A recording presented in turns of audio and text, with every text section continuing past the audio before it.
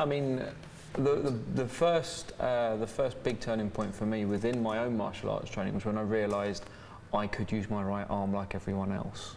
That it wasn't going to keep falling out of joint, that it was a stable, solid thing. And I got so into throwing punches, I forgot how to kick, you know, because it was like new to me. At the time, I was already a black belt. So I'd been training predominantly off my feet for so long, and I had a bit of a reputation for it. I was always a very high, I used to do a lot of high section kicking, so luckily, I've got very flexible hips and hamstrings, so I've never struggled with kicking over my own head height. So I used to, you know, kick guys in the face a lot and lots of jump kicks and stuff because I didn't have a right hand. But a lot of this, when I moved into the harder tournaments and things like the wackos and things, didn't take the guys long to realise my right arm had nothing on it, so they didn't have to worry about it. So then they started just, you know, tearing holes in me at every opportunity. But yeah, once I realised that this arm was healed and I could use it properly, I became a very different fighter. I now have the advantage of spending 10, 15 years training my feet, and I've also learned to use my hands properly, and you know, and all the guys from the Laogar team all of them can use their hands and their feet generally an equal split. So I was a kicker that can now box, and I've also done a lot of boxing. I've never competed in boxing. I would like to one day actually, just to see how I do. But I've had a lot of boxing trainers over there. My most recent one was Yassine El Machi. He's a Moroccan boxing champion, but he's phenomenal. He's a professional boxer as well. He recently won the Sky Sports prize fighter event. He's definitely someone to keep an eye on because he's going to be doing some huge things. Yeah, and I really enjoy that. Now it's novel for me, even now. You know, my arm's been back to normal for nearly 10 years now, and I still wake up every morning and go, I can use my right hand, this is amazing. You know, and so that's the major turning point for me.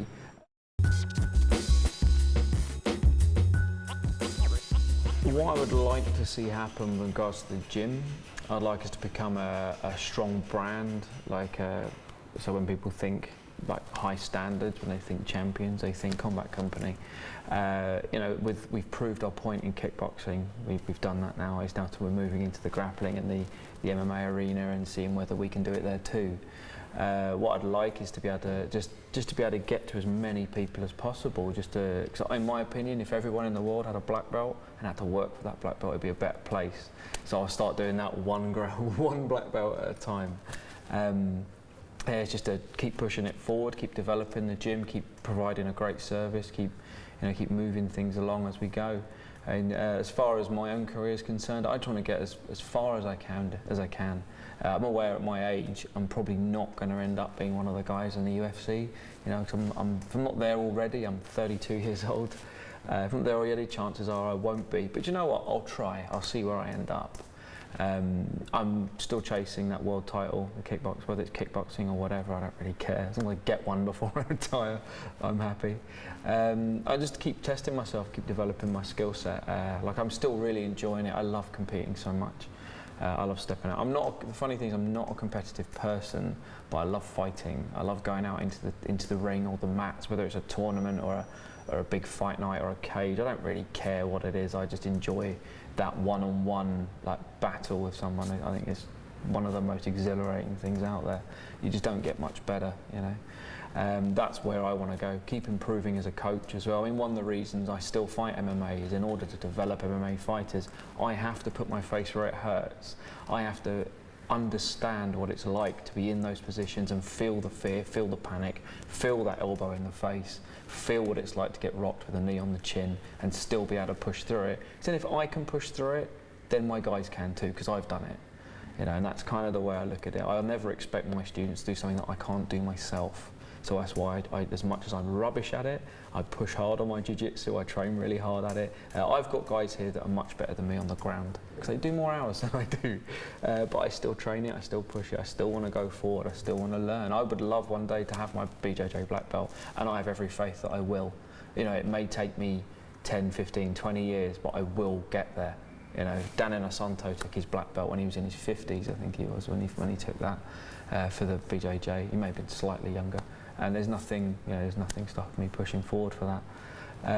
Yeah, just like I said, keep pushing the gym forward, just getting to as many people, and especially the young kids. You know, we take them from as young as 4 here. into our kids programs and things. So we've got such a wide we've got such a wide net, so to speak, to get to affect people's lives in a positive way, and to keep developing that.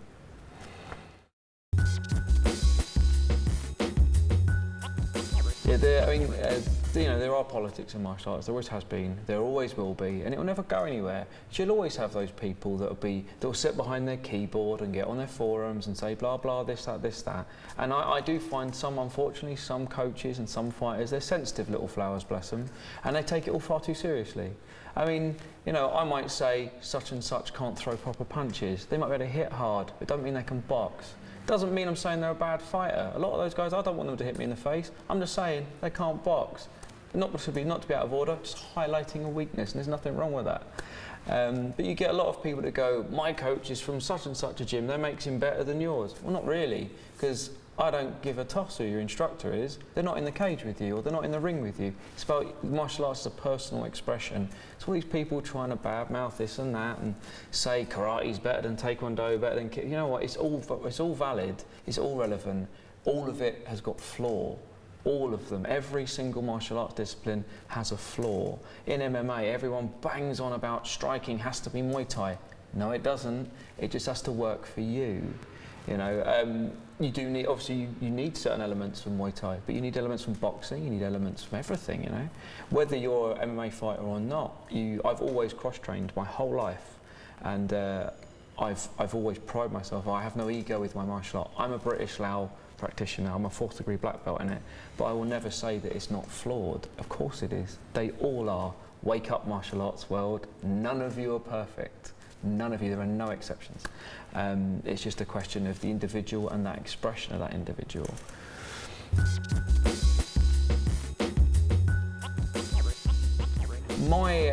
It was actually, I got into the whole Bruce Lee thing quite late. My biggest draw to martial arts was Benny the Jet Akides, because he's short. He's not a big guy at all, and he's just a very relaxed kind of bloke. But he's a very, very dominating kickboxer, and I love the fact that he wasn't a big guy. So when I got into, when I followed his career in America with the kickboxing, I knew all about Bruce Lee. I mean, whoever doesn't is they're living under a rock. Everyone. And then I got more, and then I realised just quite how advanced what Bruce Lee was doing was. It was incredible, some of the amount of knowledge that man had, and it wasn't even that he was just very good at it, he was obsessed. It was his everything and his being. I wouldn't have wanted the pressures that he had at all, because back then, he had death threats and all sorts back in those days. But what he developed, if it wasn't for him, we probably wouldn't have MMA. We probably wouldn't even have kickboxing as we know it. He changed the face of martial arts, and he essentially brought it over to the mass market in the West, which is something that back then was very, very limited. And he made it acceptable to do martial arts and do other things, and he paved the way for a lot of. He was basically the forerunner for what we now know as MMA, as far as I'm concerned. Obviously, MMA's been around for a long time with pancration and whatnot, but what he did is he brought it into the modern day, and he did something very special with it. And every martial artist out there has to credit Bruce Lee for putting them where they are now. If it wasn't for him, no one would know.